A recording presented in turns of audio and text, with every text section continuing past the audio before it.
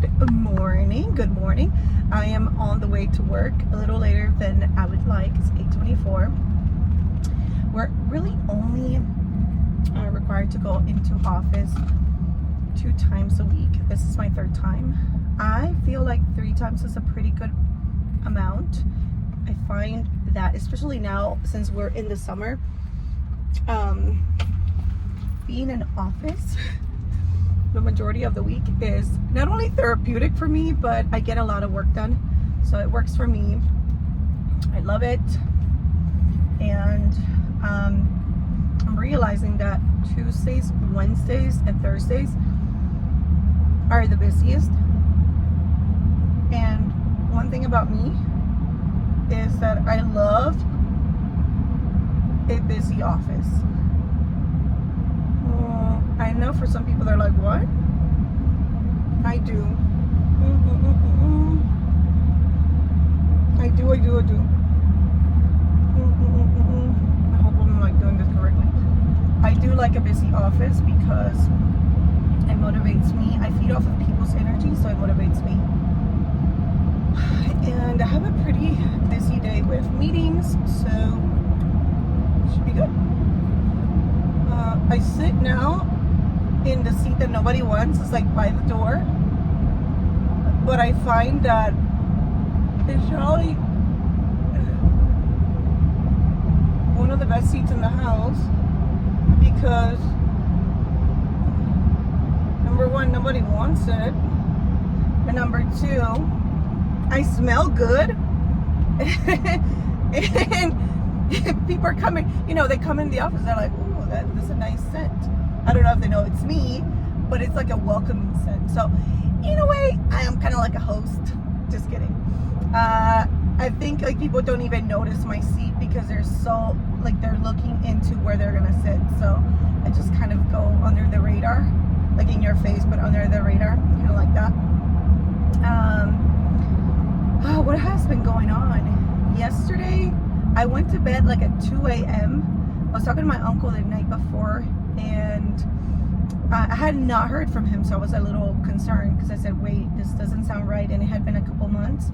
And I tried to call at least, like especially now, because Jijima died, at least once a month or every couple weeks, and he asked me to for sure, so I said, you got it. And then I was thinking about him. I dreamt about him twice. This is the 2nd time that something weird has happened where I dreamt about the person. I dreamt about having a conversation with them, and then all of a sudden I heard from them. So with my uncle, it had been twice. So I called him the first time I had the dream, and then I had another dream about him. And I said, okay, I really need to call him. And that was in my mind. Then Brian brought me, or the kids brought me the mail, and I saw a letter from him. Immediately I recognized his handwriting, and I was like, oh, Uncle Al. And so I opened it, and I don't want to share the details of the amazing, kind, generous gift that he's given my children, but he just had updated paperwork for an inheritance that he had prepared for them, and he tripled it. And I'm still kind of like shocked because I don't think he realizes how deeply grateful I am. I am so big on breaking generational, what is it called? Like, I wouldn't say trauma, but just, if you see something going in the same way, like I do not want to have, if I notice that my generations prior to me did this and did that, like they're continuing to be in a cycle that could have been not prevented, but they, maybe they didn't have the ability to break it. I want to be that cycle breaker in whatever capacity that I can be. And I know it sounds a little weird, but poverty is one that is something that I do not want to be in. And I feel that poverty can be really, and this sounds crazy because poverty, I mean, there's levels to poverty, but I want to say that being in a state where you don't know, you're living paycheck to paycheck is just not something that I want to be in ever again. And I was when, oh my goodness, like I was, and then my husband, he made some poor just life choices, financial choices, and I think that I later on in life had the ability to be adopted and have parents that really taught me financial education, and I was surrounded by people who were doing really well. So eventually, yes, but historically, I mean, my grandparents had money and still do really, really well, but my parents, they came to the United States for a better life, and they came here and they made a sacrifice. Therefore, I feel like it's my responsibility to honor their hard work and do really, really well. And had I not, I think one of the huge challenges that I had is the religion. So I used to be a Jehovah's Witness. That's what I grew up on. My mom left the religion. My stepdad, who was kind of like my dad, never really got into it. But my grandma, literally, she is the matriarch, and we live next to them. Like, my grandparents are Jehovah's Witnesses. I wouldn't say the most devout in terms of following all the rules, but it's definitely part of their brand, if that makes sense. So there are beautiful things that I love about Jehovah's Witnesses. The ability, the really good ones, like if you are a good witness, you're going to be somebody that's trustworthy. You're not going to steal. Like, you're going to have really good values and principles based on the Bible. But where it becomes a little grayed out for me is the belief system and the theological piece of it. They say that, they believe in Jesus, and, they do, and God and all that. But the governing body of Jehovah's Witnesses is basically the bloodline, and everything goes through them. And they have made themselves to be in between. Like the Bible says that, Jesus is our mediator, but for Jehovah's Witnesses, their governing body is the mediator. So it's always like, the governing body has decided, the governing body. And I don't think the individuals are reading between the lines with the publications and understanding you are really supporting an organization. This is not about God. You do not need an organization to have a relationship with God. And I guess all the religions, if it's a high control religion, any religion, they think that they're I wouldn't even say the true one, because the church that I attend now, it's not even about their church. Like, it's not like we're the best and they compare themselves to anything. No, it's just literally Bible. There's no, like Jehovah's Witnesses have all sorts of rules and regulations. So you have to abide by this if you do something. Where now I feel so calm when I'm listening to Bible or I'm learning about it. And I love how this particular pastor really utilizes, the Bible, the story, what was happening back then, how it is applicable to us today, and still maintaining those principles that the traditional principles that I grew up with and I agree with, but not being stuffy, overbearing, and telling you what is right and wrong to the point where you are constantly feeling a sense of guilt. And so, like the fog, the fear, obligation, and guilt. I was feeling that constantly, and it would lead me into depressive states. It really ruled a lot of the way that the decisions that I was making. They're not big on you going to college, especially if you are an elder's daughter, the way that I was. You need to be an example. You need to be pioneering, which means completing a certain amount of hours every month in preaching to people about their religion and obtaining like a Bible study with somebody so that you can convert them as well. Again, there are many really good things about Jehovah's Witnesses, so I don't want to trash the people, because the people, especially the ones that are really genuine, they do want to serve God. They're good people. But my problem is with the organization. And I think that, if you leave, you're shunned. So right now I'm shunned. And unfortunately, so I was adopted later in my early teens. And my parents were devout Jehovah's Witnesses. My mom actually, she grew up Catholic, but she converted into the religion around the time that, because she wanted to marry my dad. That's really was. He came from a lineage of Jehovah's Witnesses, and most of his family is large. They are Jehovah's Witnesses, so it's very, very, it's deep. And he was telling me that they met, they really liked each other, but then he had to break up because she was not a witness, so she converted. I've always felt in my heart that the religion was never something that truly interested her. Like, I couldn't tell genuinely that she really wanted to do this. I think she really loved him, and she did it to please him, so you do whatever, you know, right? And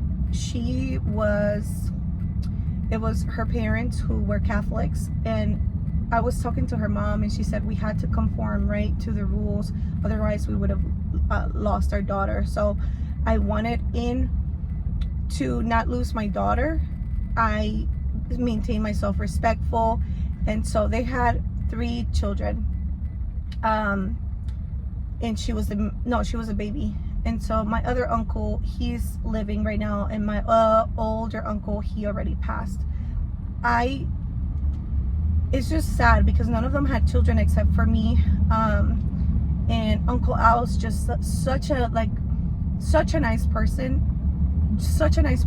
and I remember, like, anytime that my mom would go around her brother, she just had this lightness to her, this fun personality, and I really enjoyed it. The moment my dad would call or something, it's like she just, you know, and we were reminded, hey, you know, don't forget this, we have the meeting, we have this, and it's always like, you got to put on this show. Not that it's not genuine for us to want to be good people, but it was like, oh, the rules back on. Or before we would go to Uncle Al's, I was prepared. And it was just so weird, because why do you need, my mom never prepared me when we went to see her, but my dad would always, okay, you know, Uncle Al is and he would go into preparing us, and what we would do, as if it was like a chore to go visit. And I enjoyed visiting, and Uncle Al is just fun, but I never knew that Uncle Al didn't like my dad, and like neither of them liked each other. They were so good at like hiding that, because I never even like sensed it. But my dad would like put in doubts in me that, you know, he was like him, talk to him, but then we're gone, and then it's like over. You got to get back to reality, which is the religion. And if people are outside of the religion, you don't need to be friends with them, because they're not good company. And if you have family members that are not Jehovah's Witnesses, you just want to stay a little away, right? Like, you want to create a boundary, unless they become Jehovah's Witnesses. So I was talking to my Uncle Al, and I don't know all the details, but it seems like they have shunned him too. There's nothing for, and it's sad because that's my mom's brother, but because the parents are no longer there, they both have passed, most recently Gigi this year.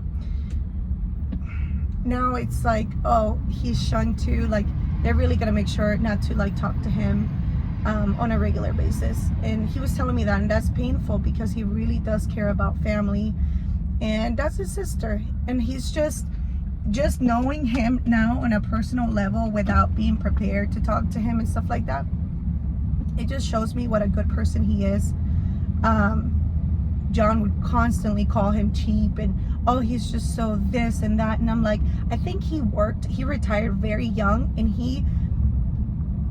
he's not materialistic whatsoever, but he takes care of his stuff really well. He's super organized, and you know, he's just happy. He's one of those individuals that is very happy with little. I mean, likes nice things, but doesn't have to have them or show off. He's just not a show off or any of that. But he's incredibly generous. And the persona that my dad was given to me was, oh no, he's just gonna be greedy. He's gonna take all the money. And he has shown the opposite. If anything, I remember like when I was talking to my uncle, and I said, hey, I know for a fact I'm not in the will, and I know for a fact if they leave anything, it's going to be all to the religion, because the religion, literally, they are, oh, we don't collect, we don't do collect. Yes, y'all do. Y'all collect money via freaking website. You want flight miles, you want inheritances, you want all real estate, everything. They take everything. And it just bothers me because these individuals are just like, oh, of course, like the way that they say it, they guilt trip you into it. People like parents, grandparents, family members are leaving all their possessions to the watchtower instead of their family members. And that's crazy work. Like, that's crazy. And I told my Uncle Al, I warned him about this, and he's had their will for a while. And he read it and he's like, Stephanie, I'm shaking. He's like, you are absolutely correct. And I said, yeah. So if just know, I'm just letting you know, because he's not a fan of Jehovah's Witnesses. He calls them the Jehovah's. I said, this is real deal. Like, this is what families go through. Like, this is what has led so many people to suicide. The Watchtower, in Tract Society, Jehovah's Witnesses, they would never talk about that. They would never address things like that. It's always gaslighting you into thinking you're the problem when they have created these problems. They have separated families, but no, they will gaslight you and say, no, we are, the family is the core. We keep families together. Yeah, as long as everybody maintains themselves as Jehovah's Witnesses, so they become your free slaves because they get free labor out of everybody. Yeah, as long as everybody's giving us free labor, y'all good to talk to each other. But the moment one of you decides to leave, shunned. It's sickening, and nobody within the if you're in the religion, you're afraid to speak up and say something like, this doesn't sound right. You never know who to trust, because somebody may be a little more spiritual or more indoctrinated than you, and you may start casting doubt, and they will rat you out to the elders. Next thing you know, you're in the back room and you are being because they have their own judicial system, so all of a sudden you're being interrogated by the elders and asked about what you're watching, this, that. Oh my gosh, I can go on and on and on. And I think the changes that they've done in the past 2 years, now they can wear beards, women can wear pants to the meetings. What else? They have, now they don't interrogate children under 18 without parents present. You shouldn't have, you don't need to be doing that shit anyway. You don't. Why do you need to be interrogating anybody about, the crazy thing is, like, if you commit a sin like fornication, say, and you're 16, the men are going to talk to you and they want every freaking detail. It's sick. That's perverted. There's no reason. They are not the police, but in their eyes they are. This is God's, like, this is, you really don't even need, no, first you need to go to the watchtower to see if it's okay to press charges. It's just so messed up. I can go on and on. I am not interested. I'm so glad that I'm no longer part of it. I think it was the wisest decision I've made in my entire life. Do I miss the community? Absolutely. But I built a new community, and I have really good friends who are genuine. I don't have expectations of them. Our conversations can be wide and about so many things, not just, how many Bible studies do you have? Oh, like there was a limit to how much you can share with witnesses. And if you found a really good friend that you could be very open to, there's always in the back of your mind, you knew that you couldn't tell them everything, because if one of those things happened to trip their conscience, you could get in trouble. And it is true. Even like me, who I thought I was like really, really, was like, oh no, you can tell me anything. Like, I've ratted some friends out, and it's sad because they got in trouble. And it's just, man,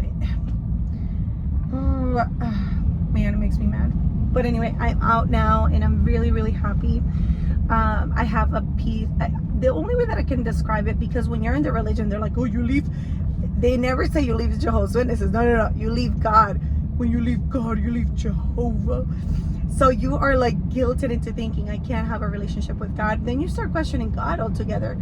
And then you realize, oh my gosh, no, I can have a relationship with God. And you guys are lying. Now, what I'm going to say is that I have an immense amount of peace. And I had to do therapy for 8 months to just overcome all those feelings of guilt, because I knew I made the right decision, but the emotional piece, whew, that's what gets people. So now, what is it? Almost like 2.5 years later, best decision I've ever made. I've never felt more at peace and happy and in control of just my thoughts, the way that I express myself. I am non-judgmental. I really see the entirety of something. I don't, there's just no pressure, and it's a beautiful thing. It's a beautiful thing. So anyway, we're gonna go see my uncle Al in Jersey. So that would be for my birthday. So June 26th, we're gonna fly there. We're gonna charter a boat out the ocean because his boat is not big enough for all of us. So it's gonna be really, really fun. I'm so excited. I'm there as a family, and I hope to find him in good health. I think he's just a trooper, but I will continue to regularly go there to see him and make sure that he feels supported, he doesn't feel alienated, and he knows that there's people, in the family, the rest of the family members, like, we're here for him. And I would be happy to take care of him. And he's just been taking care of his parents basically his entire life now.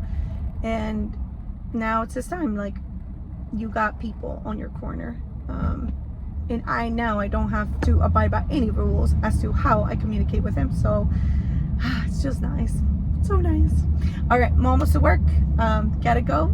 See you later.